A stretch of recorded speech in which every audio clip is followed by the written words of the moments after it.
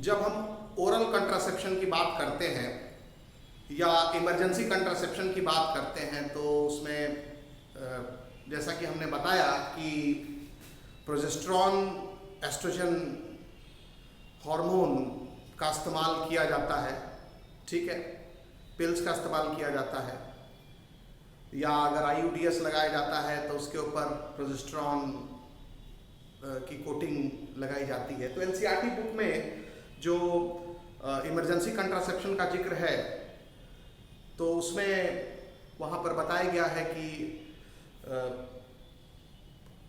प्रोजेस्टाजन, मतलब वहाँ पर आप कह सकते हैं कि प्रोजेस्टाजन या प्रोजेस्टोजन का जिक्र किया गया है। तो ये प्रोजेस्टोजन या प्रोजेस्टाजन है क्या? तो प्रोजेस्टोजन इसका जिक्र एनसीईआरटी बुक करती है।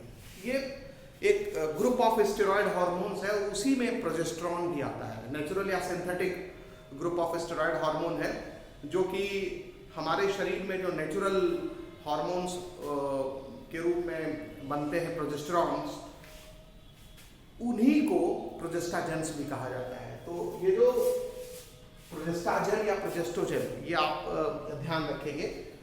तो यहाँ ओ भी लिख सकते हैं, ए भी लिख सकते हैं। एनसीईआरटी बुक में ओ लिखा है, प्रोजेस्टोजेंस। तो प्रोजेस्टोजन क्या है? Group of steroid hormones, steroid hormones that act by binding through progesterone receptors। आपको मालूम है कोई भी हार्मोन्स जो है वो रिसेप्टर्स के थ्रू काम करते हैं। तो ये प्रोजेस्टेरॉन रिसेप्टर से बाइंड करके काम करने वाले स्टेरॉयड हार्मोन्स होते हैं, यानी इनका एक्शन प्रोजेस्टेरॉन जैसा होता है, ठीक है। कोई भी नेचुरल या सिंथेटिक हार्मोन जो कि प्रोजेस्टेरॉन रिसेप्टर से बाइंड करके अपना काम करता है, उनको प्रोजेस्टोजेंस कहा जाता है या प्रोजेस्टाजेंस कहा जाता है। तो ये जो प्रोजेस्टेरॉन हार्मोन है ये एक हार्मोन है, ठीक है। ये हमारे बॉडी में बनता है, मतलब फीमेल के बॉडी में बनता है। और प्रोजेस्टोजेंस एक ग्रुप ऑफ स्टेरॉयड हार्मोन, एक ग्रुप है जिसके अंदर बहुत सारे प्रोजेस्टेरॉन जैसे हार्मोन्स आते हैं जिनका एक्शन प्रोजेस्टेरॉन के सिमिलर होता है। इसमें प्रोजेस्टेरॉन भी आएगा। तो इट इज अ क्लास और group of steroid hormones that act through progesterone receptors. तो इसी का एक एग्जांपल है progesterone. So this is difference between progestogens and progesterone. Progestogens में बहुत सारे स्टेरॉयड हार्मोन आएंगे और उन्हीं में से एक स्टेरॉयड हार्मोन होगा प्रोजेस्टेरॉन, ठीक है। तो ये आपको ध्यान रखना होगा। तो group of steroid hormones that act by binding through progesterone receptors are called progestogens and progesterone hormone is one of the progestogens। तो अगर हम बोलते हैं कि इमरजेंसी कंट्रासेप्शन में या ओरल पिल्स में प्रोजेस्टेरॉन का इस्तेमाल हो रहा है या प्रोजेस्टोजेंस का इस्तेमाल हो रहा है तो दोनों ही सही है, ठीक है। तो ये एक डिफरेंस देना था। एनसीईआरटी बुक में प्रोजेस्टेरॉन के बजाय इस टर्म का यूज किया गया है और मैंने अपने लेक्चर्स में इस टर्म को यूज किया हुआ है। तो आपको ये बताना जरूरी था दोनों में डिफरेंस क्या है, ठीक है। अब इसके बाद हम लोग नेक्स्ट जो कंट्रासेप्शन मेथड होता है सर्जिकल मेथड, उसका जिक्र करेंगे। देखिए जो सर्जिकल मेथड होता है, सर्जिकल मेथड होता है, इस सर्जिकल मेथड में जब मेल और फीमेल पार्टनर ये डिसाइड कर लेते हैं कि हमको अब आगे और बच्चा नहीं चाहिए, अब कभी भी जितने बच्चे हो चुके हैं वो पर्याप्त हैं, तो फिर ये मेथड के लिए वो जाते हैं। इसीलिए इसको टर्मिनल मेथड कहते हैं, क्योंकि अब इसके बाद वो फिर से जो है वो फिर चाहे कि अब हमको बच्चा मिल जाए, फिर से हम बच्चा पैदा कर सकें, तो वो पॉसिबल नहीं होता है। तो that's why surgical method is called terminal method. तो सर्जिकल मेथड को ही टर्मिनल मेथड भी कहा जाता है, टर्मिनल मेथड, ठीक। तो सर्जिकल मेथड को ही टर्मिनल मेथड कहा जाता है, ये आप ध्यान रखेंगे, ठीक है।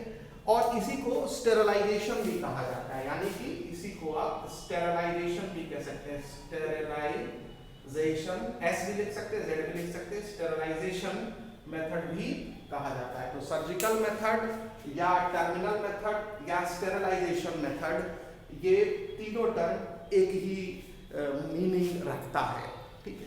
अब यहां पर देखेंगे मेल और फीमेल पार्टनर्स जब ये चाहते हैं कि अब उन्हें और बच्चे नहीं करने हैं तो वो इस मेथड के लिए जाते हैं, ठीक है। ये मेथड वेरी इफेक्टिव होता है, सफलता दर इसकी बहुत ज़्यादा है, तो बोलेंगे कि इट इज़ वेरी इफेक्टिव। और लेकिन इसकी पुअर रिवर्सिबिलिटी होती है, यानी कि फिर से चाहें कि इस मेथड को हम छोड़ दें और फिर बच्चा हासिल कर लें तो वो बहुत मतलब रेयरेस्ट ऑफ रेयर होगा, तो नहीं दोबारा बच्चा हासिल किया जा सकता एक बार इस मेथड को अपना लेने के बाद। तो ये जो स्टेरलाइजेशन मेथड होता है ये दोनों ही मेल और फीमेल पार्टनर दोनों ही यूज कर सकते हैं, चाहे मेल पार्टनर यूज कर ले या फीमेल पार्टनर यूज कर ले या दोनों पार्टनर यूज कर ले, ठीक है। तो यूज्ड बाय मेल या फीमेल पार्टनर, यूजुअली हस्बैंड या वाइफ में से कोई एक इसको यूज करता है, या तो हस्बैंड यूज कर ले इस मेथड को या वाइफ यूज कर ले इस मेथड को, ठीक है, तो भी बच्चा नहीं होगा। अब इसमें होता क्या है, देखिए स्टेरलाइजेशन मेथड में वैसेक्टॉमी और ट्यूबेक्टॉमी होती है, मतलब अगर मेल है तो उसका वास डिफरेंस का एक स्मॉल पोर्शन काट करके रिमूव कर दिया जाता है, या वास डिफरेंस को काट करके उसको बांध दिया जाता है, उस ट्यूब को, ठीक है, सेपरेट करके बांध दिया जाता है।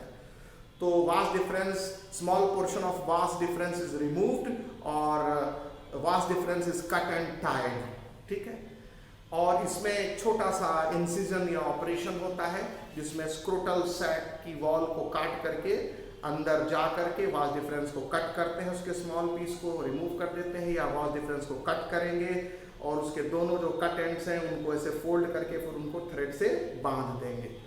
तो ये हो गया वैसेक्टॉमी। तो वैसेक्टॉमी के लिए मेल पार्टनर जाता है, तो मेल जो है वो वैसेक्टॉमी के थ्रू इस मेथड को अपना सकते हैं, और फीमेल पार्टनर जो है वो ट्यूबेक्टॉमी के थ्रू इस मेथड को अपना सकते हैं, यानी फीमेल पार्टनर को भी सर्जरी से गुजरना पड़ता है।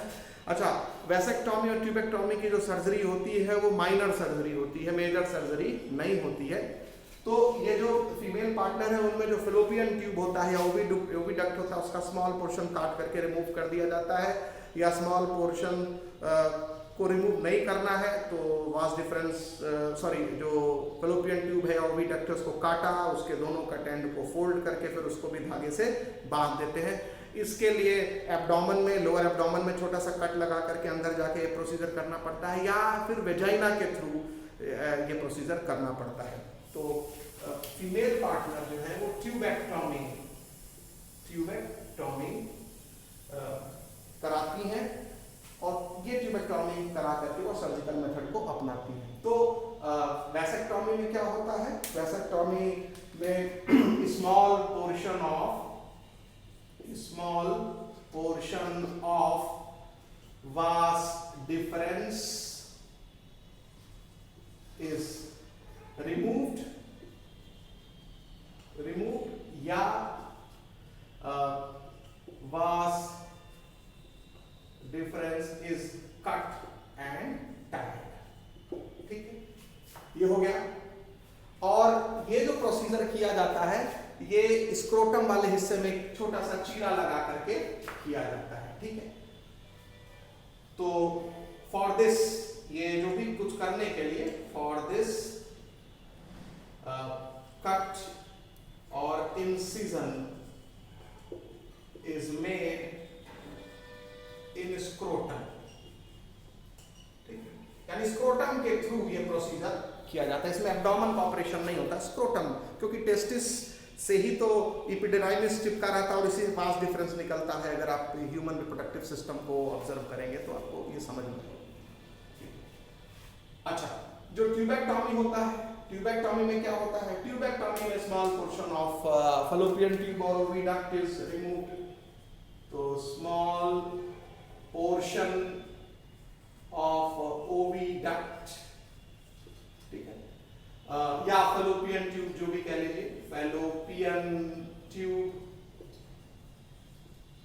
इज रिमूव्ड और oviduct is cut and tied, oviduct is cut and tied, ठीक। तो ये आपको ध्यान रखना है और इसके लिए या तो लोअर एब्डोमेन में चीरा लगता है या फिर वेजाइना के थ्रू चीरा लगा करके वो अंदर पहुंचते हैं ओविडक्ट के पास। तो यहां पर आप यहां मेंशन कर लेंगे, for this cut or incision is made in abdomen, abdomen कहने का मतलब लोअर एब्डोमेन और वेजाइना, ठीक है। तो ये इन्वेजिव मेथड है, जाहिर सी बात है सर्जरी हो रही है तो थोड़ा बहुत तो पेन होगा, या एनेस्थीसिया का इस्तेमाल भी हो सकता है तो पेन नहीं होता, एनेस्थीसिया जब यूज होगा तो पेन भी नहीं होता।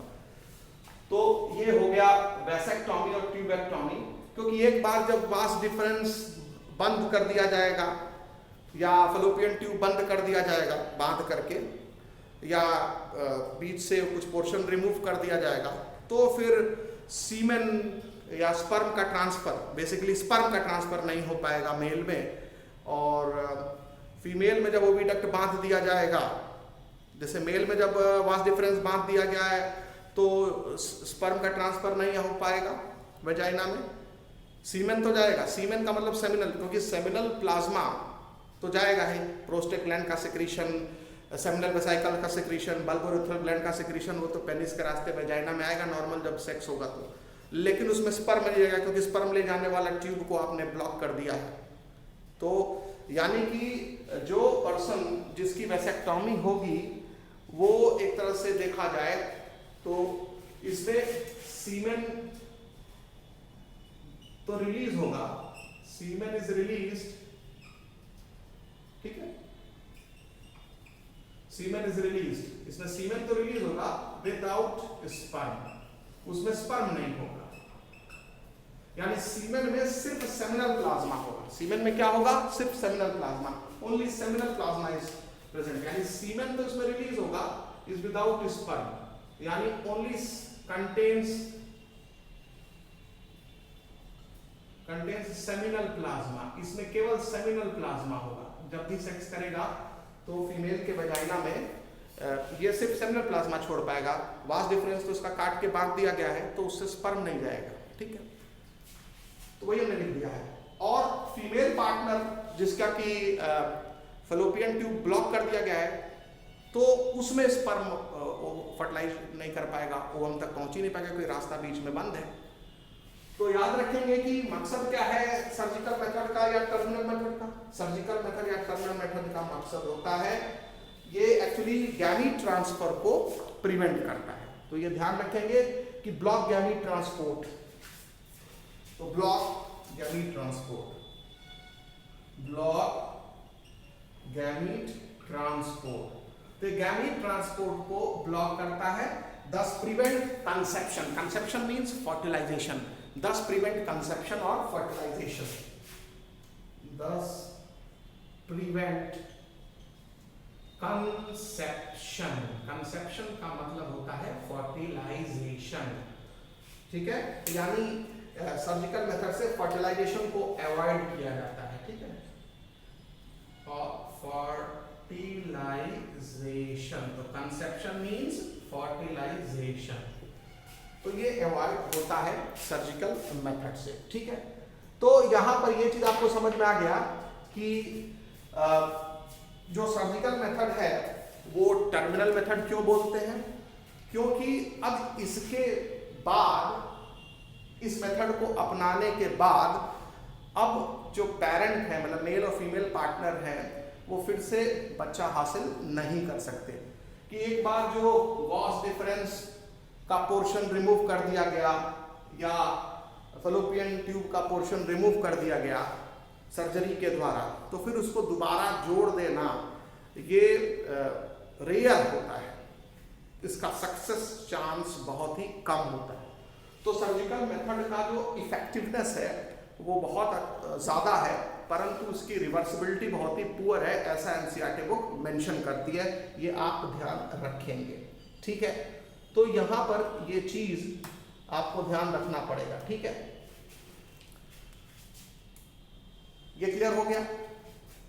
तो हमने क्या कहा कि इफेक्टिवनेस जो होती है, इफेक्टिवनेस जो होगी वो बहुत ही अच्छी होगी सर्जिकल मेथड की। तो very much effective, very much effective, बहुत ज्यादा इफेक्टिव होगा सर्जिकल मेथड। बट इसकी जो रिवर्सिबिलिटी होती है वो बहुत ही पुअर होती है। तो आप ये लिख सकते हैं reversibility is very poor. Highly effective, highly effective, reversibility is very poor. Reversibility is very poor, इसकी रिवर्सिबिलिटी बहुत ही पुअर होती है और इसी को स्टेरिलाइजेशन मेथड भी कहा जाता है। इसको डायग्राम से भी समझते हैं वैसेक्टोमी और ट्यूबेक्टोमी में होता क्या है। देखिए, जो ये टेस्टिस है, ये एपिडिडाइमिस है और इसी से वास डिफरेंस ऐसे पास होता है, ठीक है। तो ये मान लीजिए वास डिफरेंस है, दिस इज वास डिफरेंस, और ये स्क्रोटम है, ये क्या है, स्क्रोटम। तो इसमें क्या करते हैं कि स्क्रोटम वाले पोर्शन में इंसिजन लगाते हैं, मतलब चीरा लगाते हैं। ये स्क्रोटम है और एब्डोमेन तो ऊपर है, ये एब्डोमेन है। तो यहाँ एब्डोमेन में जाने का जरूरत ही नहीं है, यहाँ पर स्क्रोटम में चीरा लगाते हैं। तो स्क्रोटम में इंसिजन लगाते हैं, स्क्रोटम को चीरेंगे। तो स्क्रोटम को जब चीरेंगे तो ठीक है, ये स्क्रोटम में कट लगाते हैं, इंसिजन लगाते हैं, इंसिजन इन स्क्रोटम। और फिर अंदर जाकर के ये जो वास डिफरेंस है इसको छोटा सा पोर्शन इसका रिमूव कर देते हैं, वास डिफरेंस का छोटा सा पोर्शन रिमूव कर देते हैं। A portion of vas difference, a portion of vas difference is removed, ठीक है। और उसके बाद जैसे रिमूव करेंगे तो इसको ऐसे बांध भी तो देंगे, इसको धागे से बांध देते हैं। या फिर इसका तरीका ये भी है कि अंदर जाकर के इस वास डिफरेंस को ऐसे मोड़ करके काटेंगे, काट करके एक पोर्शन को इधर मोड़ दिया, इस पोर्शन को इधर मोड़ दिया, ऐसे इस तरह से। और ऐसे ही वास डिफरेंस का इधर वाला पोर्शन को इधर मोड़ दिया, ठीक है।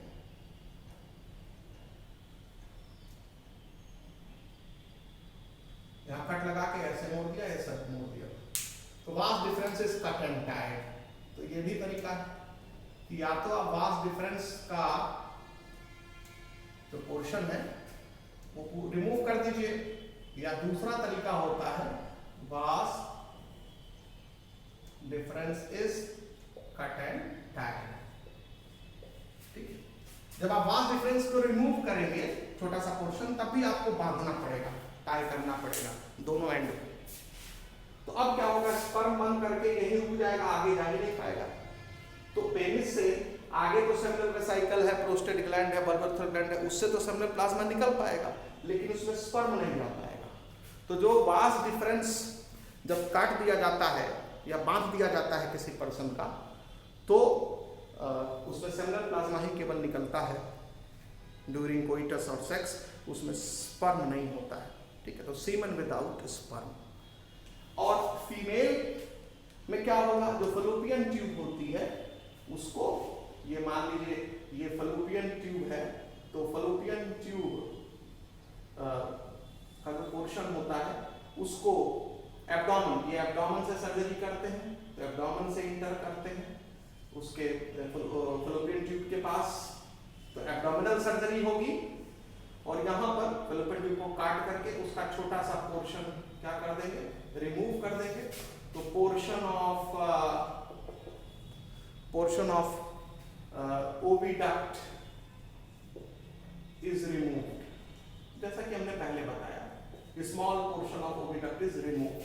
और ये जो छोटा सा पोर्शन आपने रिमूव कर दिया काट करके, अब इसके आप एंड को बंद कर देंगे। जब भी रिमूव करेंगे तो ये इसको आपको बंद करना पड़ेगा, ठीक है। या फिर दूसरा तरीका क्या होता है कि ओविडक्ट को काटिए और उसको टाई कर दीजिए मोड़ करके, जैसे कि वहां किया था आपने, ऐसे मोड़ दीजिए इसी के ऊपर और इधर वाला पोर्शन को इधर मोड़ दीजिए, ठीक है, इस तरह से। तो fallopian tube is cut and tied. और यहां तक पहुंचने के लिए, मतलब फेलोपियन ट्यूब तक पहुंचने के लिए तो वेजाइना के रास्ते पहुंचिए कट लगा करके, या तो एब्डोमेन में कट लगा करके पहुंचिए, छोटा इंसिजन यहां लगाना होता है। तो fallopian tube is cut and tied, fallopian tube is cut and tied. तो यहां लिख सकते हैं कि ये है वास, ठीक है, और ये हो जाएगा fallopian tube is cut and tied. तो इस तरह से हमने आपको कंट्रासेप्शन मेथड्स जितने सारे हैं वो समझा दिया है। आपको ये जानना बहुत ज़रूरी है कि कौन सा कंट्रासेप्शन मेथड किस केस में यूज़ किया जाना चाहिए। तो एनसीईआरटी बुक इस चीज़ को मेंशन करती है कि selection of suitable contraception method are done by consultation of qualified medical practitioners, यानी डॉक्टर से कंसल्ट करके ही सुटेबल कंट्रासेप्शन मेथड को यूज़ किया जाना चाहिए, ठीक है। दूसरा जो पॉइंट मेंशन करती है एनसीईआरटी बुक कि जो कंट्रासेप्शन मेथड होता है वो नॉर्मल जो नेचुरल रिप्रोडक्टिव प्रोसेस है उसमें यूज़ करना ज़रूरी नहीं है। मतलब जाहिर सी बात है, जब मेल और फीमेल पार्टनर को बच्चे नहीं पैदा करना होता है या पर्सनल रीजन से बच्चों में या प्रेगनेंसी में स्पेस उनको चाहिए होता है कि एक बच्चे के बाद उनको जो है 4 साल बाद या 5 साल बाद बच्चा चाहिए, तो बीच में उनको बच्चा नहीं चाहिए, तो फिर वो कंट्रासेप्शन मेथड का यूज़ करते हैं। यानी कंट्रासेप्शन मेथड जो है वो कंडीशनल है, वो एक पर्टिकुलर कंडीशन में यूज़ किया जाता है। नॉर्मल रिप्रोडक्टिव प्रोसेस में कंट्रासेप्शन मेथड यूज़ नहीं होता, ठीक है। तो एनसीईआरटी क्या मेंशन करती है कि कंट्रासेप्शन मेथड का रेगुलर रिक्वायरमेंट नेचुरल जो रिप्रोडक्टिव प्रोसेस होता है उसमें नहीं होता है। ये तभी यूज़ किया जाता है जब कपल को, यानी मेल और फीमेल पार्टनर को ये लगता है कि उन्हें बच्चा कुछ समय बाद चाहिए, या एक प्रेगनेंसी के बाद दूसरी प्रेगनेंसी इमीडिएट नहीं है, इमीडिएटली नहीं चाहिए, 2-4 साल का गैप चाहिए, तो फिर वो कंट्रासेप्शन मेथड का इस्तेमाल करते हैं, ठीक है। यानी कि जो नेचुरल रिप्रोडक्टिव प्रोसेस है उसमें कंट्रासेप्शन मेथड कहीं नहीं आता, ठीक है। जब उनको लगता है कि हमें प्रेगनेंसी नहीं चाहिए तभी वो कंट्रासेप्शन मेथड को वो ले आते हैं रिप्रोडक्टिव प्रोसेस के बीच में, ठीक है। अब यहाँ पर ये ध्यान रखना है कि कंट्रासेप्शन मेथड निसंदेह ही अनकंट्रोल्ड पॉपुलेशन को पॉपुलेशन ग्रोथ को चेक करने में मददगार होता है। यानी कि कंट्रासेप्शन मेथड से जो पॉपुलेशन कंट्रोल भी होता है। अगर ये कंट्रासेप्शन मेथड नहीं होता तो आबादी और ज़्यादा बढ़ती। तो एनसीईआरटी बुक लिखती है कि no doubt contraception method has significant role in checking uncontrolled population growth, ठीक है। लेकिन कंट्रासेप्शन मेथड के कुछ इल इफेक्ट्स भी होते हैं। कंट्रासेप्शन मेथड से कुछ इल इफेक्ट्स भी होते हैं, जैसे नौजिया है, मतलब मिचली आना। कंट्रासेप्शन मेथड खासकर ज़्यादातर फीमेल ही यूज़ करती हैं। सर्जिकल मेथड ये और जो बैरियर मेथड है उसमें जैसे कंडोम है उसमें मेल भी यूज़ करते हैं, या सर्जिकल मेथड में मेल भी उनका वेसेक्टॉमी होता है। लेकिन ज़्यादा ओरल पिल्स मेल के लिए नहीं आया है अभी तक, फीमेल ही यूज़ करती हैं। स्किन के अंदर जो है वो इम्प्लांट यूज़ करती हैं, फीमेल ही यूज़ करती हैं, ठीक है। इमरजेंसी कंट्रासेप्शन की बात करेंगे तो फीमेल ही इसको यूज़ करती हैं। तो मेल के लिए बहुत ज़्यादा कंट्रासेप्शन मेथड के ऑप्शंस नहीं है, तो इसलिए इल इफेक्ट भी कंट्रासेप्शन मेथड का इस्तेमाल करने से फीमेल ही ज़्यादातर प्रभावित होती हैं, अफेक्टेड होती हैं। और कंट्रासेप्शन मेथड को यूज़ करने का जो इल इफेक्ट है उसका भी जिक्र एनसीईआरटी बुक में किया है, और उसमें नाउजिया है, एब्डोमिनल पेन है, फिर ब्रेक थ्रू ब्लीडिंग है। ब्रेक थ्रू ब्लीडिंग का मतलब होता है कि अभी पीरियड नहीं आ रहा है और उसके पहले ही इरेगुलर मतलब ब्लीडिंग शुरू हो गई, तो ब्रेक थ्रू ब्लीडिंग उसको बोला जाता है। फिर जो मेंस्ट्रुअल साइकिल होती है वो इरेगुलर हो जाती है, ठीक है, रेगुलर मेंस्ट्रुअल ब्लीडिंग हो जाएगी, पता चला कि 5 दिन के बजाय 8 दिन तक ब्लीडिंग हो रही, या ब्लीडिंग ही नहीं हुई, 2 ही दिन होकर रुक गई, तो इस तरह से, या ब्लीडिंग डिले हो गई, पहली ब्लीडिंग जो फर्स्ट 28 दिन का पर ब्लीडिंग आनी चाहिए तो पता चला 30 दिन पर ब्लीडिंग आ गई, या 22वें दिन ही ब्लीडिंग आनी शुरू हो गई, इरेगुलर मेंस्ट्रुअल ब्लीडिंग होने लगती है, ब्रेक थ्रू ब्लीडिंग होने लगती है। मतलब मेंस्ट्रुएशन का कोई चांस नहीं है, मतलब ब्लीडिंग का कोई पीरियड का कोई चांस नहीं, अचानक से पीरियड आ गया, तो इसको बोलते हैं ब्रेक थ्रू ब्लीडिंग हो गई। नॉजिया हो गया, एब्डोमिनल पेन हो गया, और कभी कभी तो सर्वाइकल कैंसर का भी चांस हो जाता है कंट्रासेप्शन मेथड का इस्तेमाल करने से फीमेल्स में। तो जो इल इफेक्ट है कंट्रासेप्शन मेथड के उसको इग्नोर नहीं किया जा सकता। तो वही एनसीईआरटी बुक लिखता है कि नो डाउट कंट्रासेप्शन मेथड जो एक तरफ अनकंट्रोल पॉपुलेशन ग्रोथ को चेक करने में मदद करता है, उसी तरफ दूसरे तरफ वो उसका इल इफेक्ट भी देखा जाता है। तो इसको आप कुछ ऐसे मेंशन कर लीजिए कि जो कंट्रासेप्शन मेथड होता है कि selection of suitable contraception, selection of suitable contraception by advice of, ठीक है ना, तो आपको ध्यान रखना पड़ेगा बाय एडवाइस ऑफ डॉक्टर्स, मतलब डॉक्टर के एडवाइस से ही, सलाह से ही आप इसको यूज करेंगे, कंसल्टेशन से ही, ठीक है। तो ध्यान रखेंगे, मतलब कंसल्टेशन भी लिख सकते हैं आप, कंसल्टेशन कहिए, एडवाइस कहिए, ठीक है ना, उसका इस्तेमाल करके आप कौन सा कंट्रासेप्शन मेथड यूज करना है पार्टनर्स को, मेल और फीमेल या एक को, वो डॉक्टर से सलाह लेकर के ही किया जाना चाहिए। दूसरा कि कंट्रासेप्शन मेथड, जो सेप्शन मेथड्स होते हैं, जो कंट्रासेप्शन मेथड्स होते हैं वो not regular requirement, are not the regular requirement, not the regular requirement for the maintenance of reproductive health, for the maintenance of the reproductive health, यानी रिप्रोडक्टिव हेल्थ से क्या लेना देना है इनका, कंट्रासेप्शन मेथड का रिप्रोडक्टिव हेल्थ से बहुत ज्यादा लेना देना नहीं है। ये तो तब यूज करते हैं जब बच्चे नहीं चाहिए, जब बच्चे अगर चाहिए तो फिर कंट्रासेप्शन मेथड की क्या जरूरत है, तो कंट्रासेप्शन मेथड के बिना भी रिप्रोडक्टिव हेल्थ मेंटेन किया जा सकता है, ठीक है। तो वही कह रहा है कि कंट्रासेप्शन मेथड को आप रिप्रोडक्टिव हेल्थ के एक नॉर्मल रिक्वायरमेंट के रूप में नहीं आप यूज कर सकते। तो contraception method are not the regular requirement for the maintenance of the reproductive health. और यहाँ पर ये भी ध्यान रखना है कि ये तभी यूज करते हैं, ठीक है, they are practice against the natural reproductive process, यानी नेचुरल रिप्रोडक्टिव प्रोसेस में तो कहीं कंट्रासेप्शन मेथड है ही नहीं है, तो they are not the part of, they are not the part of natural reproductive process. तो ये नेचुरल रिप्रोडक्टिव प्रोसेस का पार्ट ही नहीं है, ये तो डिवाइसेस हैं जो ह्यूमन ने बनाए हैं अपने फायदे के लिए, अपने मतलब के लिए। तो ये चीज एनसीईआरटी बुक यहाँ मेंशन करती है, ठीक है।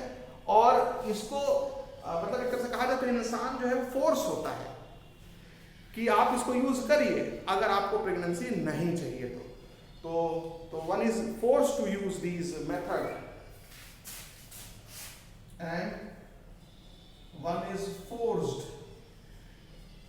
मजबूर हो जाता है इसको यूज करने के लिए, force to use contraception methods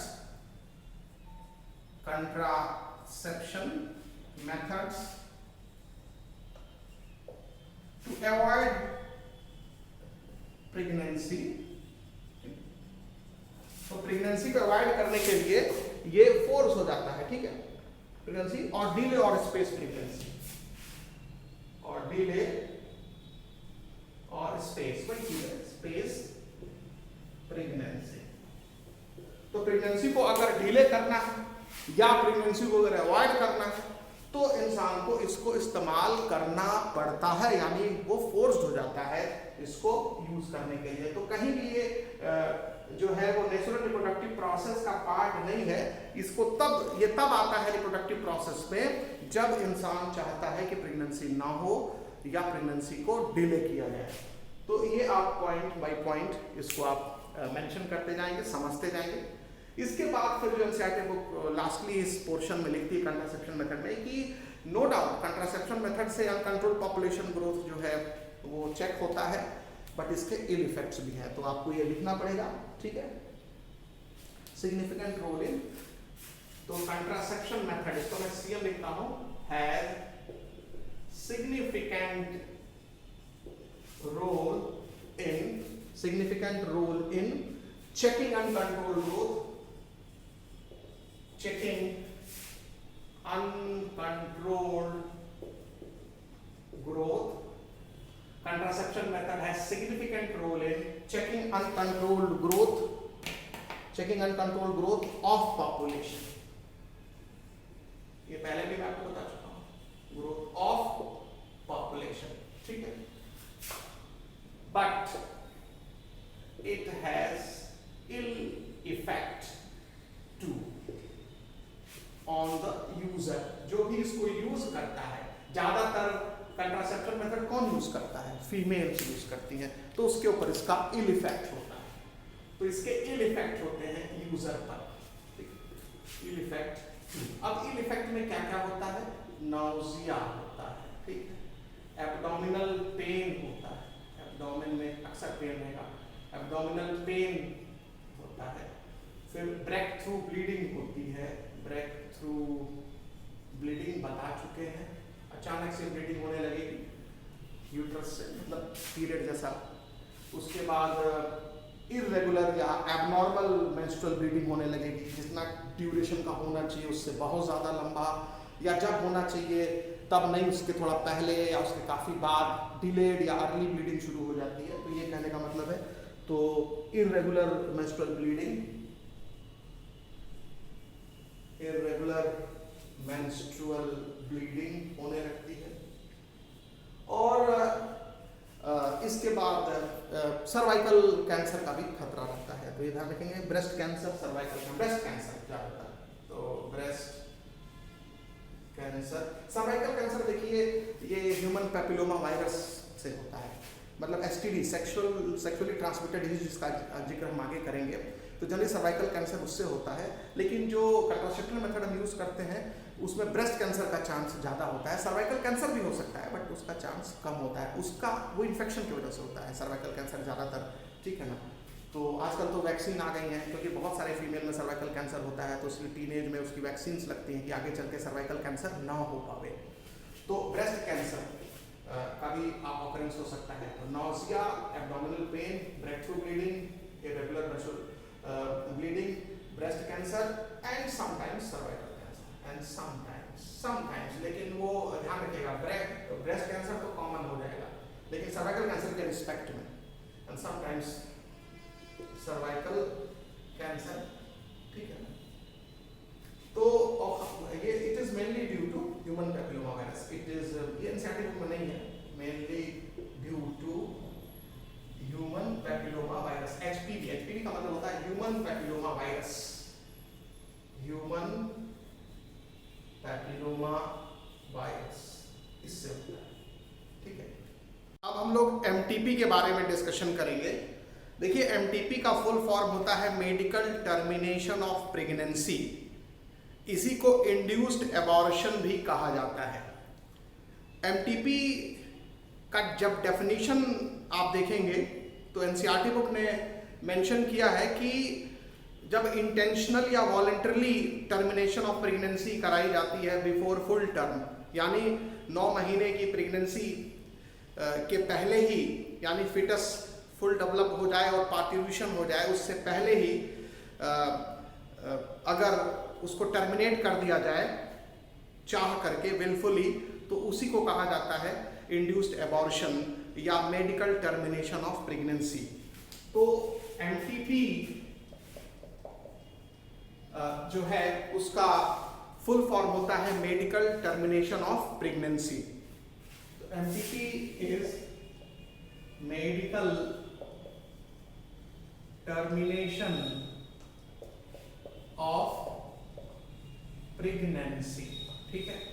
तो MTP is medical termination of pregnancy और it is also called induced abortion. और इसका जो डेफिनेशन है, इंटेंशनल और voluntary termination of pregnancy before full term. Intentional,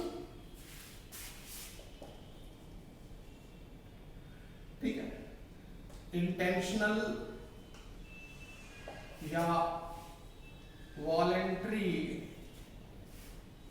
termination of pregnancy before full term.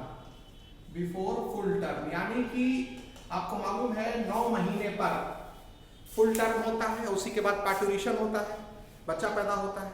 तो 9 महीना बीते उससे पहले ही फीटस को एबॉर्ट कर देना, उसको टर्मिनेट कर देना, उसको ख़त्म कर देना, इसी को बोलते हैं मेडिकल टर्मिनेशन ऑफ प्रेगनेंसी। तो what is medical termination of pregnancy? It is intentional और voluntary termination of pregnancy before full term, ठीक है।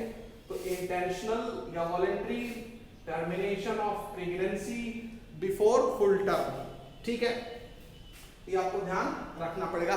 ये एमटीपी का डेफिनेशन है, ठीक। It is also called induced abortion, इसको इंड्यूस्ड एबॉर्शन भी कहा जाता है। तो आप मेंशन कर लें, it is also called induced abortion. तो इसको इंड्यूस्ड एबॉर्शन भी कहा जाता है, ठीक। इंड्यूस्ड एबॉर्शन,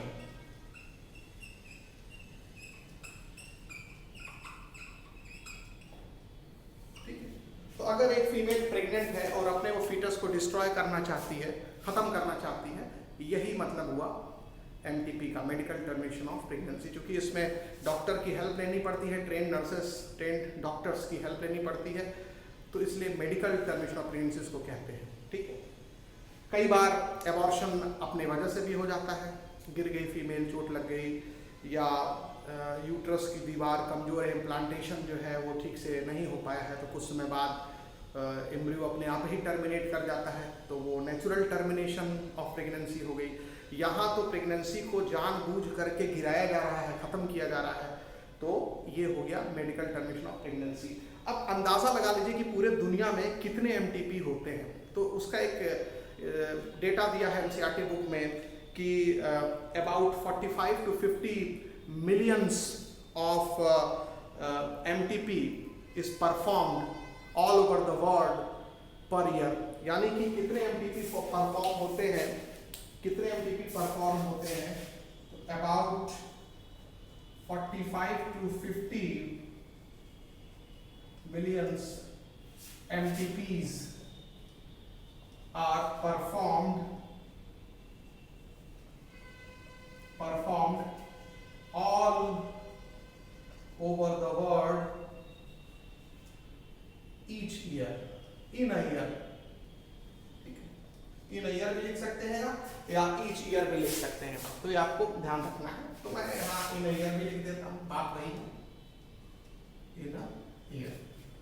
तो इसका मतलब ये हुआ कि 45 से 50 मिलियन एमटीपी होते हैं, फीटस डैमेज किए जाते हैं पूरे दुनिया में एक साल में।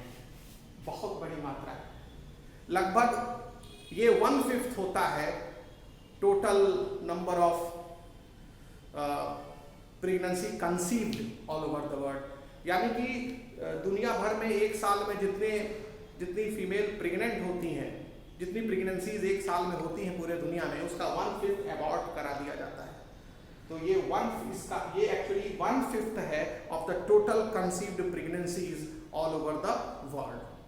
अब लिख लें कि 45 से 50 मिलियन जो एमटीपीज होते हैं वो टोटल कंसीव्ड प्रेगनेंसी का 1/5 होता है, ठीक है ना। तो it is 1/5 of total conceived pregnancies, 1/5 of total conceived pregnancies in a year, ठीक है। ये बहुत बड़ा संख्या है।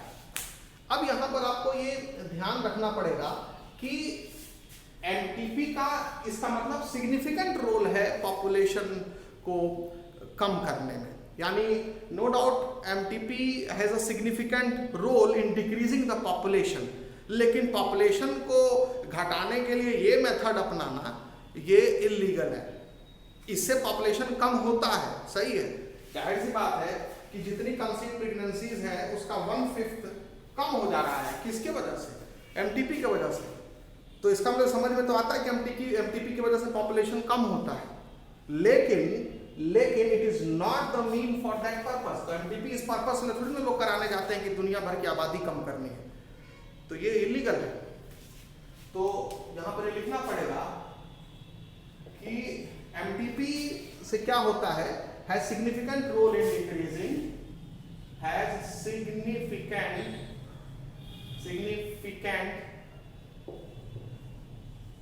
Role in decreasing the population, ठीक है। इस डेटा से तो यही पता चला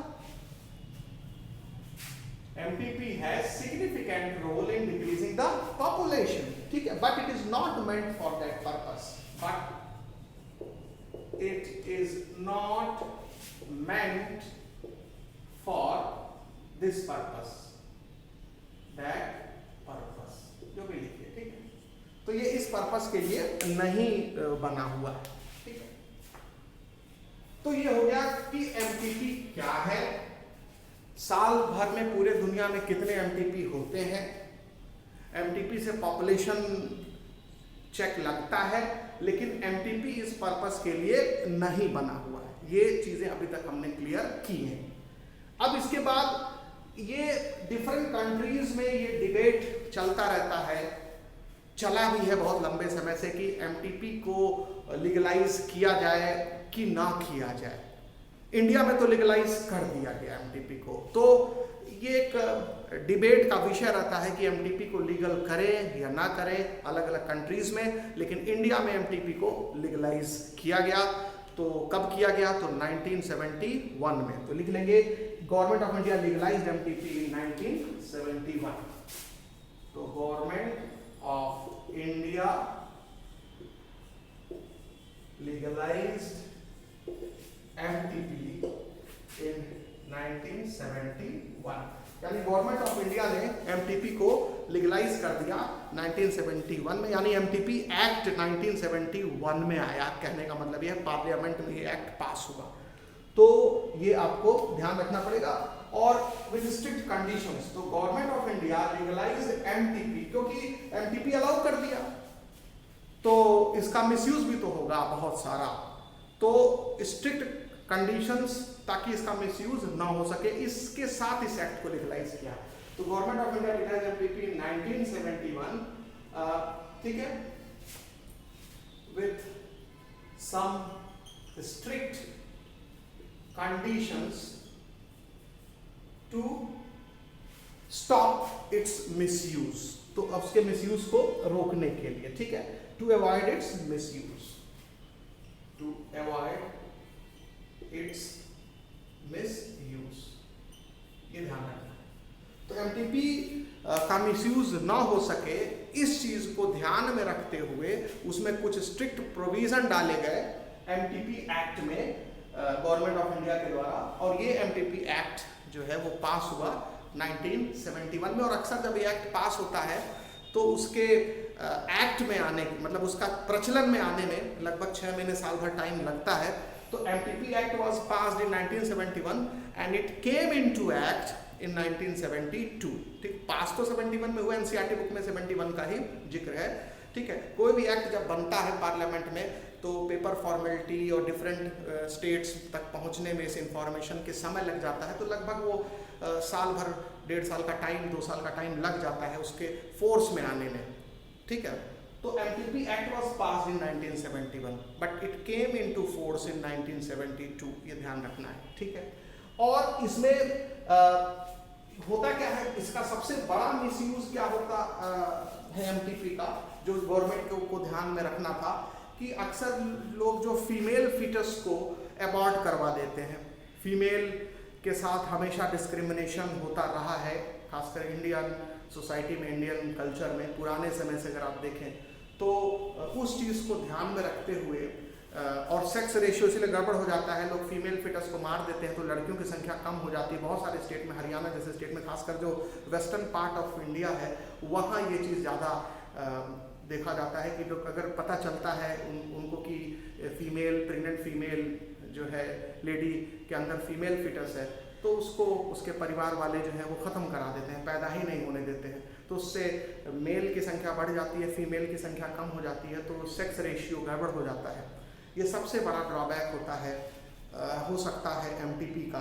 तो इसको ध्यान में रखते हुए गवर्नमेंट ने स्ट्रिक्ट प्रोविजन किया कि टू अवॉइड इट्स मिसयूज। और कौन सा मिसयूज? फीमेल फुटिसाइड को ध्यान में रख करके। तो आपको ये ध्यान, इसको लिखना पड़ेगा कि यहाँ पर to check indiscriminate and legal female foeticide, to check,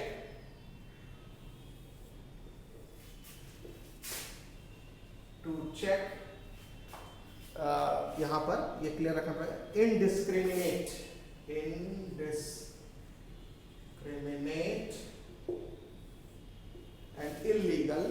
and illegal female foeticide, illegal female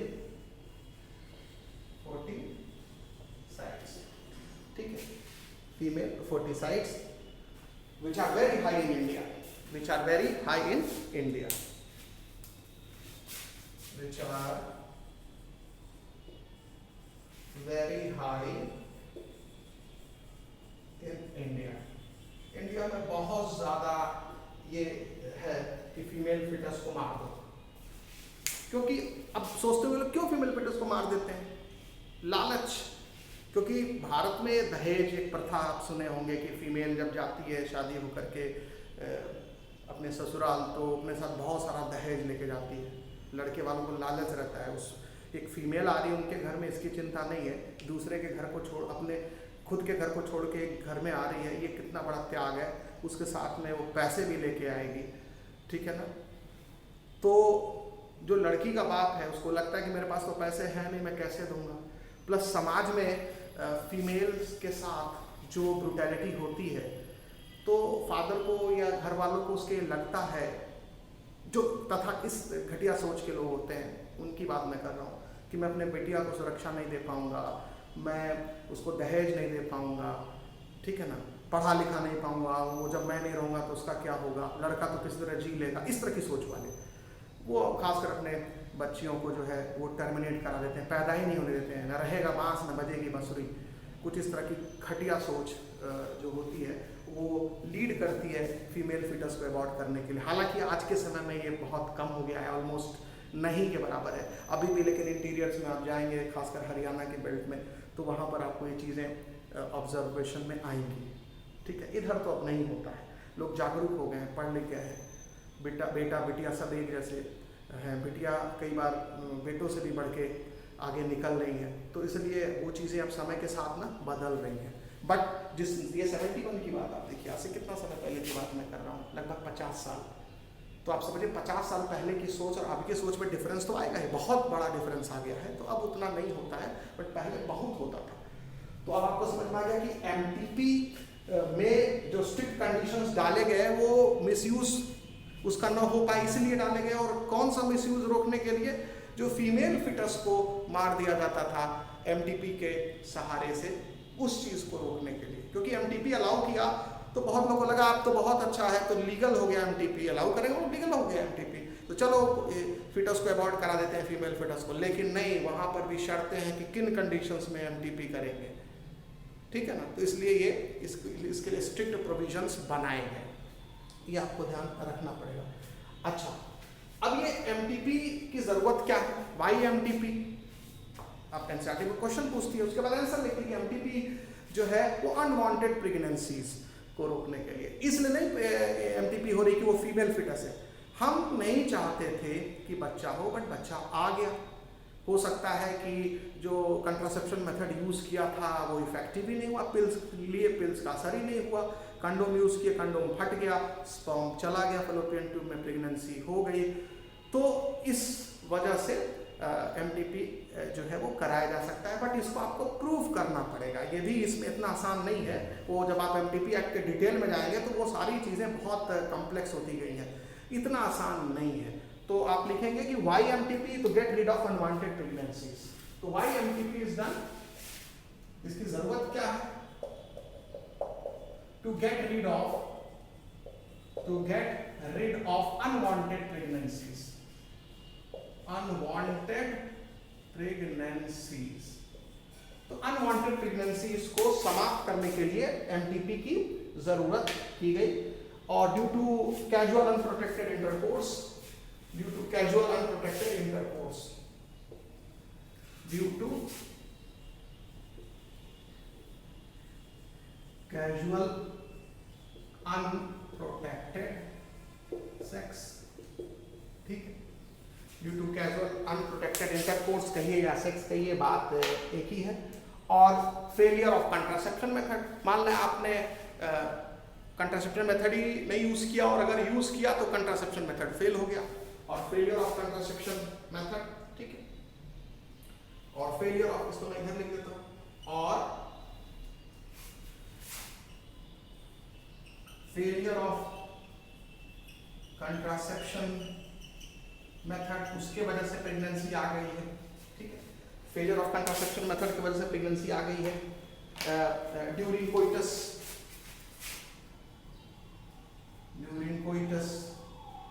या रेप हो गया हो, क्योंकि रेप तो बहुत ब्रूटल है ना, बिना इच्छा के किसी लड़की के साथ जबरदस्ती करना, और उसकी वजह से अगर वो लड़की प्रेग्नेंट हो गई तो ये तो सोसाइटी और समाज के लिए बहुत बड़ा स्टिग्मा है, बहुत बड़ा अभिशाप है। तो इसलिए उसको भी अलाउड है, उस तरह के भी फिटस को अबॉर्ट करना अलाउड है। जो रेप की वजह से आया है वो अनवांटेड, मतलब एक तरह से वो बिना इच्छा का सेक्स है। तो failure of contraception method during coitus और रेप, ठीक है। तो मतलब ये हुआ कि why MTP is done, MTP क्यों किया जाता है, तो इसलिए किया जाता है to get rid of unwanted pregnancies, ठीक है। और to get rid of unwanted pregnancies, कैसे अनवांटेड प्रेगनेंसी बोलेंगे, किस प्रेगनेंसी को अनवांटेड बोलेंगे, due to casual unprotected sex, आपको लग नहीं रहा था प्रेगनेंसी होगी और आपने बिना किसी प्रोटेक्शन के सेक्स में पार्टिसिपेशन किया, तो उसको बोलेंगे due to casual unprotected sex, but you have to prove that. उसके बाद एक हो सकता है कि आपने कंट्रासेप्शन मेथड यूज किया, भरोसे में किया कि भाई हमको तो प्रेगनेंसी नहीं होगी बट हो गई, तो इसमें भी एमटीपी कराई जा सकती है। और तीसरा जो है वो रेप के केस में। तो और भी क्लॉजेज हैं, बट ये 3 मेन पॉइंट एनसीईआरटी बुक में मेंशन किए गए कि एमटीपी जो है वो क्यों कराई जाती है। अब देखिए एमटीपी कराने के और भी कारण होते हैं। उसमें एनसीईआरटी बुक ने लिखा है कि अगर उस प्रेगनेंसी के वजह से, अगर सब कुछ ठीक रहा, रेप नहीं हुआ, अनप्रोटेक्टेड सेक्स आपने नहीं किया, या कंट्रासेप्शन मेथड मतलब आपने प्रेगनेंसी जानबूझ के अटेंड की है, मतलब आप विलिंगली प्रेगनेंसी अटेंड किए हुए हैं, तब भी आप जो है वो प्रेगनेंसी को अवॉइड करा सकते हैं एमटीपी के जरिए। लेकिन अगर उस प्रेगनेंसी से मदर को खतरा है, उस बच्चे को खतरा है, क्योंकि प्रेगनेंसी है तो कहीं बच्चों कैसे खतरा है, बच्चा पैदा होने ऐसे किसी जेनेटिक डिजीज से सफ़र कर रहा है कि जिससे कि वो पैदा होने के बाद उसकी लाइफ बदतर हो जाएगी, और तो ऐसे बच्चे को जीने का कोई मतलब नहीं, रेलेवेंस, जिंदा रखने का कोई रेलेवेंस नहीं रह जाता है, क्योंकि उसकी लाइफ मतलब मरने से भी बदतर हो जाएगी, ऐसे समझिए आप। तो एनसीईआरटी बुक ये मेंशन करती है कि YMTP में एक रीजन और जोड़ती है कि if there is threat to life if there is threat to life of mother, ठीक है, if there is threat to life of mother, यानी प्रेगनेंसी के वजह से अगर मदर के जीवन को खतरा है तब भी एमटीपी अलाउड है, ठीक है, ठीक है।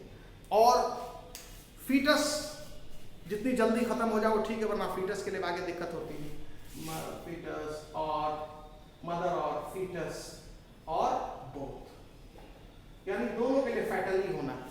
मतलब ऐसा कंफर्म हो जाए कि बच्चा पैदा होने के बाद मर जाएगा तो फिर उसको 9 महीने तक क्यों उस पर रखे, वो तो पहले भी मर जाएगा, ठीक है। आगे और दिक्कत होगी, आगे और तकलीफ होगी, तो वो तो झेलना है, तो इसलिए पहले ही इसको खत्म कर दिया गया।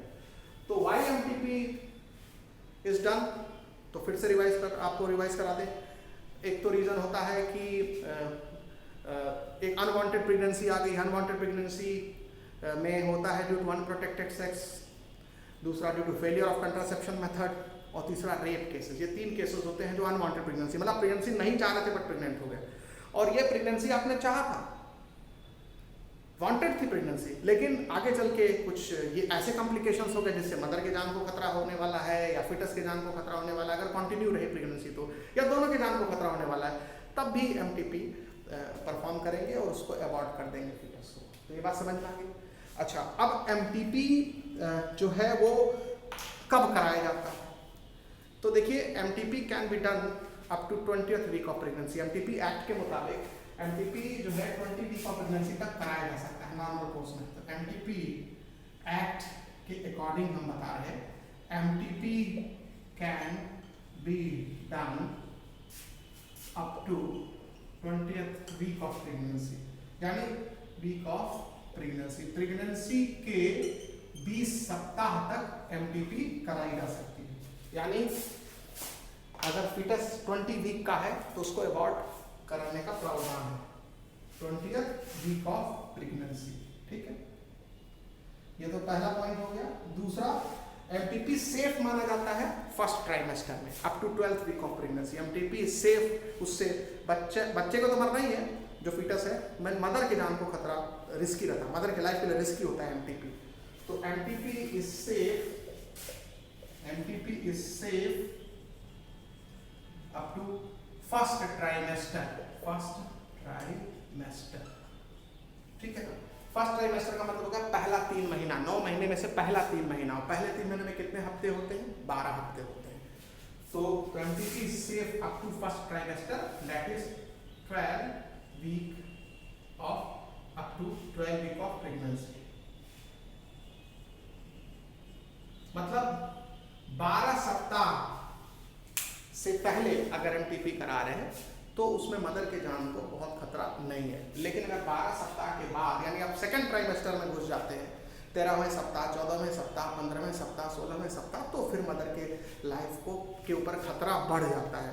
तो MTP can be done up to 20th week of pregnancy, ये तो एक चेक लगा दिया। 21st वीक का हो गया, 22nd वीक का हो गया, तब एमटीपी नहीं करा सकते, उसके लिए बहुत ही एक्सट्रीम प्रोविजंस होंगे तभी। तो नॉर्मल कोर्स में 20th वीक ऑफ प्रेगनेंसी तक की एमटीपी कराया जा सकता है, और एमटीपी सेफ कितने वीक तक होता है? 12th वीक ऑफ प्रेगनेंसी तक एमटीपी जो है वो सेफ होता है, ये ध्यान रखिएगा, ठीक है ना। ये बात आपको बहुत ही क्लियर रखना पड़ेगा, ठीक है। और ये भी ध्यान रखना है कि जो एमटीपी होता है वो ट्रेंड डॉक्टर्स और एमटीपी करने वाले क्लिनिक्स में ही कराना चाहिए, क्योंकि एमटीपी करने वाले क्लिनिक्स को गवर्नमेंट लाइसेंस देती है एमटीपी करने का। ये नहीं कि किसी भी क्लिनिक में गए, किसी भी डॉक्टर नर्सिंग होम में गया और वह एमटीपी करा लिया। एक तो हर नर्सिंग होम में, हर हॉस्पिटल में, प्राइवेट हॉस्पिटल में एमटीपी होता नहीं है, ठीक है ना, क्योंकि एमटीपी कराने के लिए गवर्नमेंट लाइसेंस, करने वाले हॉस्पिटल्स को, क्लिनिक्स को गवर्नमेंट से लाइसेंस लेना पड़ता है। तो गवर्नमेंट जिन क्लिनिक्स को, जिन हॉस्पिटल्स को लाइसेंस देती है एमटीपी करने का, वहीं पर एमटीपी कराया जाता है, ठीक है। गांव में, कस्बों में, ब्लॉक्स पर भी क्वैक्स मतलब झोला छाप डॉक्टर भी एमटीपी करते रहते हैं, और उसमें बहुत सारे मदर जो है, प्रेग्नेंट वुमेन्स की जान चली जाती है। तो एमटीपी वहीं कराना चाहिए जहां पर उसका लाइसेंस हो, और एमटीपी करते समय जो रिस्क हो वो बहुत कम से कम हो। तो क्वैक्स से अनट्रेंड जो लोग होते हैं, जो अपने आप को डॉक्टर बताते हैं, उनको क्वैक्स बोला जाता है। झोला छाप डॉक्टर्स को क्या बोलते हैं? क्वैक्स। तो ये बड़े पैमाने पर एमटीपी करते रहते हैं जिससे कि जीवन खतरे में पड़ जाता है मदर का, तो उससे भी बचना चाहिए, ठीक है। तो एनसीईआरटी बुक ये मेंशन करती है कि one disturbing trend observed is that a majority of the MTPs, majority मतलब ज़्यादातर जो एमटीपीज होते हैं, MTPs are performed illegally by untrained quacks. उनको भी ट्रेनिंग भी नहीं है, फिर भी वो परफॉर्म किए जा रहे हैं, ठीक है। तो ये ध्यान रखना है, विच आर क्वाइट अनसेफ, जैसा कि पहले मैंने बताया कि जो कि पूरी तरह से अनसेफ होता है, ठीक है। और कभी मतलब कई बार तो जान चली जाती है जो प्रेग्नेंट लेडी है उसकी। तो यहाँ पर ध्यान रखना है कि एमटीपी जो है वो कहाँ कराना चाहिए। तो एमटीपी शुड बी डन या MTP is done by, हाँ इसको ऐसे कर लेंगे, MTP is done by licensed hospitals and clinics। Her doctor को ये अधिकार नहीं है MTP करने का, भले ही वो MBBS ही हो, भले ही उसके पास रजिस्ट्रेशन नंबर हो, बट वो MTP नहीं कर सकता जब तक उसको लाइसेंस न मिला, ठीक है। तो ये ध्यान रखना है। तो MTP is done bye licensed hospitals and clinics, ठीक है। और majority of MTP in India is done by quacks, ये ध्यान रखना है। तो majority of MTP in India is done by quacks, ये बहुत ही मतलब अलार्मिंग है, ठीक है। तो ये आपको ध्यान रखना पड़ेगा। अनट्रेन्ड क्वैक्स खुद ही अनट्रेन्ड होते हैं, तो अनट्रेन्ड क्वैक्स लिखने का कोई मतलब ही नहीं। तो majority of MTPs in India is done by quacks, और it is too risky for life, unsafe, ये अनसेफ होता है और रिस्की होता है, किसके लिए? जीवन के लिए। फैटल होता है, फैटल मतलब मृत्यु का कारण बनता है। इस तरह से अगर MTP कराया जाएगा, प्रॉपर जहाँ MTP होता है वहाँ ना करा करके, तो उससे डेथ हो जाती है। अब यहाँ पर ये चीज़ आपको ध्यान रखना है कि जनरली लोग क्या करते हैं, बच्चे की जांच करने के कि भाई मदर के वूम्ब में बच्चा डेवलप हो रहा है, तो गए पेरेंट्स और अपने वूम्ब में जो बच्चा डेवलप हो रहा है उसकी जांच कराते हैं कि देखिए इसको कोई बीमारी नहीं है, लेकिन उसी बहाने वो बच्चे का सेक्स जानने की कोशिश करते हैं डॉक्टर से कि लड़का है कि लड़की। तो ये स्ट्रिक्ट रूल है कि डॉक्टर जो है वो कभी किसी को भी सेक्स नहीं डिस्क्लोज करेगा, किसी भी हस्बैंड वाइफ को, कि उसके जो डेवलपिंग बेबी है, फीटस जो डेवलप कर रहा है मदर के वोम में, वो लड़का है कि लड़की। इसके लिए गवर्नमेंट ने एक एक्ट लाया है, प्री नेटल डायग्नोस्टिक एक्ट 1994। उसमें बच्चे का सेक्स नहीं बताना होता है डॉक्टर को, किसी फादर और मदर को, होने वाले फादर, वुड बी फादर और वुड बी मदर को, उस बच्चे के। नहीं तो अगर उसको सेक्स पता चल जाएगा, तो लड़की अगर उसको पता चल गया तो कहीं जाके वो MTP न करा ले। तो इसलिए नॉन डिस्क्लोजर ऑफ सेक्स, इसलिए आप देखेंगे ज़्यादातर क्लिनिक में जाइए तो लिखा रहता है यहाँ बच्चे के लिंग का निर्धारण नहीं किया जाता, मतलब यहाँ बच्चे का सेक्स नहीं बताया जाता। तो कोई डॉक्टर तो अल्ट्रासाउंड मशीन लगाएगा तो उसको तो पता ही चल जाता है, दिख ही जाता है कि बच्चा मेल है कि फीमेल है, उसके जेनेटेलिया से 3 महीने 3rd मंथ में पता चल जाता है, क्योंकि स्क्रोटम बन जाता है 3rd मंथ में, बता चुके हैं ह्यूमन रिप्रोडक्शन चैप्टर में। तो अगर स्क्रोटम बन गया तो लड़का है, स्क्रोटम नहीं बना तो लड़की। तो डॉक्टर को तो अल्ट्रासाउंड से पता चल जाता है। और एक प्रोसेस होता है एमनियोसेंटेसिस, अल्ट्रासाउंड लगा करके उसमें एमनियोटिक फ्लूइड निकाला जाता है। एमनियोटिक फ्लूइड सिरिंज डाल करके एमनियोटिक फ्लूइड निकालते हैं, उसमें बच्चे का सेल होता है, बॉडी से टूट करके गई सेल, उसमें XY क्रोमोसोम देखकर तो बता ही जा सकता है कि लड़का है कि लड़की है। अगर XX क्रोमोसोम है तो लड़की है सेल में, और XY क्रोमोसोम है तो लड़का है। तो एनसीईआरटी बुक ये मेंशन करती है, ये ध्यान रखिएगा कि another dangerous trend is the misuse of amniocentesis. तो याद रखेंगे एमनियोसेंटेसिस का एक मिसयूज भी होने का ट्रेंड होता है, एमनियोसेंटेसिस का मिसयूज भी होता है। तो मिसयूज ऑफ एमनियोसेंटेसिस, अब ये एमनियोसेंटेसिस होता है, इसमें amniotic fluid is taken out. क्या होता है इसमें? Amniotic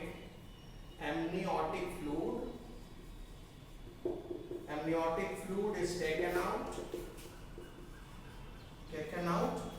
that contains fetal cells and various chemicals। और ये जो एमनियोटिक फ्लूइड निकाला जाता है वो सिरिंज की मदद से निकाला जाता है और एक अल्ट्रासाउंड लगाया जाता है मशीन, जिससे कि वो पता चल सके कि सिरिंज कहाँ तक जा रही है, कहीं वो फिटस को तो नहीं छेद कर दे रही है। तो इसलिए अल्ट्रासाउंड से देखते रहते हैं कि सिरिंज सिर्फ वहीं तक जाए जिससे कि फ्लूइड ही निकल सके, वरना उसका हेड में, उसके आईज में, उसके हाथ में, पैर में सिरिंज घुस सकती है। तो अल्ट्रासाउंड मशीन के मदद से एमनियोटिक फ्लूइड निकाला जाता है, ठीक है ना। और अल्ट्रासाउंड मशीन के मदद से जब के गाइडेंस में जब सिरिंज से आप एमनियोटिक फ्लूइड निकालते हैं, तो ये 3 महीने से पहले की बात कर रहे हैं, ठीक है ना। 3 महीने से पहले की बात कर रहे हैं कि एमनियोटिक फ्लूइड एमनियोसेंटेसिस का प्रोसेस यूजुअली 3 महीना पूरा होने से पहले का प्रोसेस होता है। तो एमनियोसेंटेसिस में एमनियोटिक फ्लूइड निकाला जाता है और उसमें बच्चे की बॉडी से निकले हुए सेल्स होते हैं और उसके शरीर से निकले हुए तमाम केमिकल्स होते हैं, और उससे हम ये जांच करते हैं कि उसको कोई जेनेटिक एबनॉर्मलिटी है कि नहीं, टू ऑब्जर्व जेनेटिक एबनॉर्मलिटी और एनी मेटाबॉलिक डिसऑर्डर। और उसको कोई मेटाबॉलिक डिसऑर्डर तो नहीं है, मेटाबॉलिक डिसऑर्डर। अब उसके शरीर, उसके एमनियोटिक फ्लूइड में जो केमिकल आ रहा है वो केमिकल आना चाहिए कि नहीं आना चाहिए, ये सब लिस्टेड रहता है। अगर कोई केमिकल नहीं आना चाहिए लेकिन फिर भी आ रहा है, यानी इसको कोई मेटाबॉलिक डिसऑर्डर है। अगर कोई केमिकल आना चाहिए लेकिन नहीं आ रहा है, तब इसका मतलब भी कोई मेटाबॉलिक डिसऑर्डर है। प्लस उसमें जब उसकी सेल का क्रोमोसोम देखेंगे तो ऐसा भी तो पता चलेगा कोई क्रोमोसोम गायब है, कि कोई क्रोमोसोम डबल हो गया है, क्रोमोसोम नंबर चेंज हो रहा है। तो इसी दौरान XX और XY भी तो दिख जाएगा ना। तो एमनियोसेंटेसिस का जो मकसद होता है वो मकसद होता है जेनेटिक एबनॉर्मलिटी का पता लगाना, मेटाबॉलिक डिसऑर्डर का पता लगाना एक बच्चे में जो कि अभी 3 महीने का नहीं हुआ है, उससे पहले ही ये किया जाता है अर्ली स्टेज में, ताकि बाहर से कोई दवाई दे करके मदर को, प्रेग्नेंट वुमन को, उसको ठीक किया जा सके। लेकिन पता चला कि यहाँ पर हम एमनियोसेंटेसिस का मिसयूज करा रहे हैं। क्या करा रहे हैं मिसयूज? हम जेनेटिक एबनॉर्मलिटी नहीं दिखवाने के लिए करा रहे हैं, हम मेटाबॉलिक डिसऑर्डर देखने के लिए नहीं करवा रहे हैं। हम क्या देखने के लिए करवा रहे हैं? उस फिटल सेल में जो XX क्रोमोसोम है कि XY क्रोमोसोम है, वो हमको पता चल जाए। क्योंकि जब बच्चा 3 महीने का होगा तब तक तो उसमें सेक्स एक्सटर्नल जेनेटिलिया बन जाते हैं, लेकिन 3 महीने से पहले का स्टेज में ही एमनियोसेंटेसिस होता है, तब तक एक्सटर्नल जेनेटिलिया नहीं बने रहते हैं। तो केवल अल्ट्रासाउंड मशीन लगा करके हम सेक्स का पता नहीं कर सकते। तो उसके लिए हमको उस फिटल सेल चाहिए, एमनियोसेंटेसिस में जो सेल निकलती है वो सेल चाहिए। समझ में आया ना? अब वरना 3 महीने का जब बच्चा हो जाएगा तो एमनियोसेंटेसिस की तब होता भी नहीं है, और एमनियोसेंटेसिस की जरूरत भी नहीं है। तो सीधे अल्ट्रासाउंड मशीन रखे वोम पर तो उसमें स्क्रोटम दिख गया, ठीक है ना। तो एमनियोसेंटेसिस से अर्ली स्टेज में ही सेक्स पता चल जाता है बच्चे का, लेकिन वो सेक्स डॉक्टर को पता चलता है, और डॉक्टर उसको डिस्क्लोज नहीं कर सकता पेरेंट होने वाले फादर और मदर को, क्योंकि कहीं वो उसका मिसयूज कर दिया तो उसके बाद MTP का तमाम जानते ही है, फर्जी तरीके से बहाना बना देगा, नहीं ये अनवांटेड प्रेगनेंसी है, उसको मारो। चोर तो है ना इंडिया में बहुत सारे, तो ये काम कर सकते हैं। तो इसीलिए prenatal diagnostic test act लाया गया 1994 में इंडियन गवर्नमेंट के द्वारा, और वो जनवरी 1996 में लागू हुआ कि कोई भी डॉक्टर किसी भी वुड बी फादर मदर को उस प्रेग्नेंट फीमेल के अंदर जो फीटस है वो मेल है कि फीमेल, इसको डिस्क्लोज नहीं करेगा, और अगर करेगा तो उसको जेल भी होगी, उसका रजिस्ट्रेशन नंबर उस डॉक्टर का चला जाएगा, और हर क्लिनिक में आपको लिखा हुआ मिलता है यहाँ लिंग का निर्धारण किसी भी तरीके से नहीं होता है। तो दैट इज इसी की बात की जा रही है। तो एनसीईआरटी में लिखता है कि मिसयूज जो होता है एमनियोसेंटेसिस का to determination of sex of unborn child, ये भी एक डेंजरस ट्रेंड है। तो मिसयूज ऑफ एमनियोसेंटेसिस क्या होता है? Determination of sex, determination of sex of unborn child. क्योंकि एमनियोसेंटेसिस इसलिए नहीं कराया जाता, एमनियोसेंटेसिस इसलिए थोड़ी ना कराया जाता है कि आप चाइल्ड के सेक्स को डिटरमाइन करिए ना। एमनियोसेंटेसिस कराया जाता है, उसके उस फीटस में कोई जेनेटिक अबनॉर्मलिटी है कि नहीं उसको डिटेक्ट करिए, मेटाबॉलिक डिसऑर्डर है कि नहीं है इसको डिटेक्ट करिए। एमनियोसेंटेसिस का अगर हम इस्तेमाल इसलिए कर रहे हैं, क्या किस लिए कर रहे हैं, determination of sex of unborn child, तो वही इसका मिसयूज है, that is the misuse of amniocentesis. इसलिए नहीं एमनियोसेंटेसिस किया जाता कि आप डिटरमाइन करिए बच्चे के सेक्स का, अनबॉर्न चाइल्ड के सेक्स का, वो पता चल जाता है डॉक्टर को, अलग बात है, लेकिन आपको बता नहीं सकते आप उसको, ठीक है ना, ये आपको ध्यान रखना पड़ेगा, ठीक है। तो ये बहुत ही क्लियर है।